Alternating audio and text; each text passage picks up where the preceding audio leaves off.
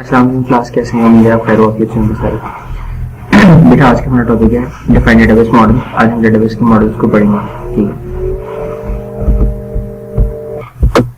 आज हम पढ़ने जा रहे हैं डेटाबेस मॉडल्स के बारे में। अब डेटाबेस मॉडल्स क्या होते हैं देखते हैं। The set of rules and standards that define how the database organise data is called database model.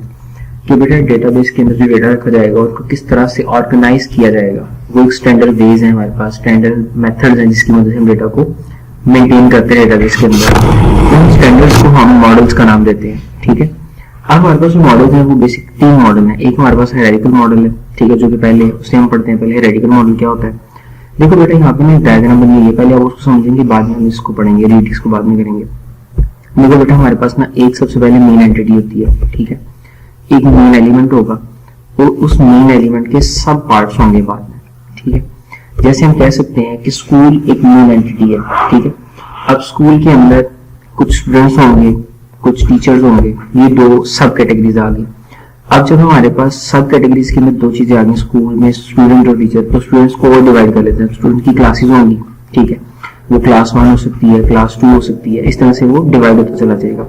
जबकि टीचर है, टीचर को भी डिवाइड किया जा सकता है, वो सब्जेक्ट्स की बुनियाद के ऊपर किया जा सकता है कि कौन सा टीचर किस सब्जेक्ट का टीचर है। ठीक है, तो इस तरह से ये जो डोमेन है ये चलती चली जाती है। ये जो डिजाइन हमारे सामने बनेगा इसको हायरार्किकल मॉडल कहते हैं। ठीक है, अब इसको पढ़ लेते हैं।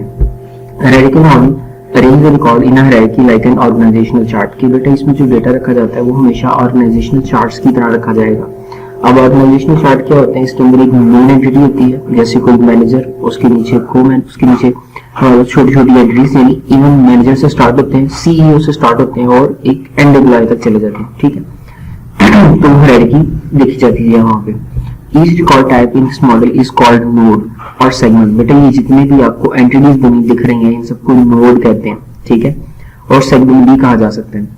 A node present a particular entity। हर एक नोड एक एंटिटी को प्रेजेंट कर रही होती है, लेकिन जो टॉप मोस्ट नोड है, यानी जो सबसे अपर लेवल पे, यानी ये वाली जो नोड होगी उसे हम पेरेंट कहते हैं या रूट कहते हैं। ठीक है, रूट कहना ज्यादा बेहतर है क्योंकि ये फर्स्ट नोड है हमारे पास। Each node in a subordinate is node that is at the next higher level. कि बेटा हमारे पास जो एक नोड होगी उसके नीचे कई सारी सब नोड्स क्रिएट की जाएंगी और जो अपर वाली नोड जिसे हम हायर नोड कहेंगे। ठीक है, और उस हायर नोड के ऊपर लिखा हुआ है higher level node is called parent. और जो हायर नोड होती है उसे पेरेंट कहते हैं, और जबकि जो लोअर नोड होती है उसे चाइल्ड कहते हैं। यानी ये पेरेंट है तो ये 2 चाइल्ड होंगे। ठीक है, अब ये पेरेंट है इन दोनों के लिए और ये हमारे पास 2 चाइल्ड हैं। यानी अपर जो सी नोड है वो पेरेंट है और जो नीचे आने वाली है वो दोनों चाइल्ड है। ठीक है, a parent node can have 1 or many childs। कि बेटा मुमकिन है कि एक पेरेंट के मल्टीपल चाइल्ड हो सकते हैं, लेकिन एक चाइल्ड के मल्टीपल पेरेंट्स नहीं हो सकते इस हायरार्किकल मॉडल के अंदर। ठीक है, ओके। अब हम चलते हैं नेक्स्ट अपने मॉडल के पास।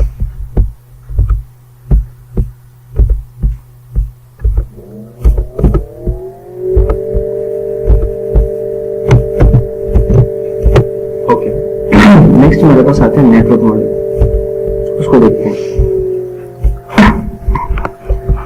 नेटवर्क मॉडल क्या होता है? ये नेटवर्क मॉडल तकरीबन हायरार्किकल मॉडल जैसा ही है, लेकिन एक छोटा सा डिफरेंस है इसके अंदर। वो डिफरेंस क्या है कि एक चाइल्ड की मल्टीपल पेरेंट्स हो सकते हैं। ठीक है, जैसे देखो ये वाली जो हमारे पास एंटिटी है, ये वाली एंटिटी 4, अब इसके पेरेंट कौन है? यहाँ से भी डेटा हमारे पास आ रहा है, यहाँ से भी डेटा हमारे पास आ रहा है। ये 2 इसकी क्या है? पेरेंट्स हैं, और ये एक चाइल्ड है, और ये बजाते खुद ये भी 2 का पेरेंट है। ठीक है, तो इस तरह से जो डेटा ट्रांसफर हो रहा होता है उसे नेटवर्क मॉडल कहते हैं। ठीक है, ट्रांसफर में जो डेटा लिंक हो रहा होता है उसे नेटवर्क मॉडल कहते हैं। इसमें लिखा भी हुआ child node are presented by an arrow head. ये जो एरो का हेड होगा उससे हम चाइल्ड को प्रेजेंट कर रहे होते हैं, और जबकि टेल होती है वो पेरेंट को प्रेजेंट कर रही होती है। I require more complex diagram to present our model database. कि बेटा इस डेटाबेस मॉडल को प्रेजेंट करने के लिए काफी ज्यादा कम्प्लेक्स डायग्राम बनाई जाती है। It's also provide the more flexible than hierarchical model. ये ज्यादा फ्लेक्सिबल होती है। फ्लेक्सिबल इसलिए है कि हम कहीं से भी किसी भी डेटा का रिलेशन क्रिएट कर सकते हैं। ठीक है, लेकिन हायरार्की में ऐसा नहीं कर सकते थे। अब हम पढ़ने जा रहे हैं रिलेशनल मॉडल के बारे में। बेटा अभी सबसे ज्यादा यूज होने वाला जो मॉडल है वो रिलेशनल मॉडल है रियल लाइफ के अंदर। ठीक है, क्योंकि हम RDBMS पे काम करते हैं, रिलेशनल डेटाबेस मैनेजमेंट सिस्टम पे काम करते हैं, तो रिलेशनल मॉडल सबसे ज्यादा काम करता है। Relational model is a most commonly used database model, सबसे ज्यादा इस्तेमाल होता है, कॉमनली इस्तेमाल होता है। It is more flexible than hierarchical network model. ये हायरार्किकल नेटवर्क मॉडल से ज्यादा फ्लेक्सिबल है, इसके अंदर काम करना ज्यादा आसान होता है। Relational model consist of the simple relation, इसके अंदर सिंपल रिलेशन बनते हैं, ठीक है। अब वो relation 1 to 1, 1 to many, many to many भी हो सकते हैं, इनके नाम आपने कम से कम सुने होंगे पहले। Relation is a term for table, कि बेटा ये जो वर्ड रिलेशन है ना, ये टेबल के लिए इस्तेमाल किया जाता है, ठीक है। टेबल क्या है? जिसके अंदर रोज और कॉलम होते हैं, ठीक है, जिसके अंदर फील्ड के रिकॉर्ड्स हमारे पास आते हैं, उसे हम टेबल कहते हैं, ठीक है। Relation present a particular entity, एक रिलेशन एक एंटिटी को प्रेजेंट कर रहा होता है। It is used to store the information about an entity, कि किसी भी जो इंफॉर्मेशन है वो एंटिटीज के अंदर जाकर स्टोर होती है, ठीक है। जैसे ये एक एंटिटी है तो ये एक इंफॉर्मेशन होगी, ये भी इंफॉर्मेशन होगी, ये भी इंफॉर्मेशन होगी, ये तमाम तरह इंफॉर्मेशन है, लेकिन हम इनको एज अ यूनिट इस्तेमाल कर रहे होते हैं। Relationship are based on data of the entities, okay.